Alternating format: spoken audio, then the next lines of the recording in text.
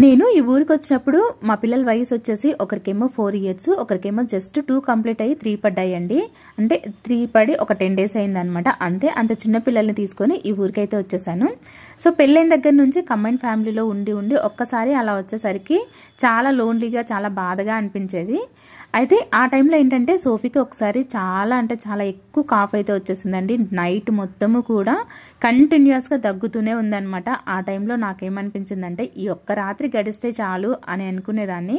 So పొద్దున్నే ఇంకా తెల్లరంగానే హాస్పిటల్కి వెళ్ళొచ్చు అని చెప్పేసి అనుకునేదాన్ని అనమాట. సో అంత హెవీగా కాఫ్ వచ్చేసింది. ఎంతలా దగ్గుతుందంటే కనీసం అంటే ఒక్క 5 మినిట్స్ కూడా పడుకునేది లేదు అమ్మాయి కానీ నేను కానీ. సో అప్పటి నుంచి కూడా నాకు కొంచెం కాఫ్ వచ్చినా సరే చాలా భయం వేస్తుంది అనమాట. సో ప్రతిసారి వింటర్ సీజన్లో మాత్రం ఖచ్చితంగా ఈ కషాయం అయితే మేము అందరం కూడా తాగేస్తాము. ఇంకా పిల్లలకి కూడా ఖచ్చితంగా పసుపు పాలు అన్నది ఇస్తానండి. జలుబు చేసినప్పుడు వెంటనే ఆవిరి కూడా పెడతాను.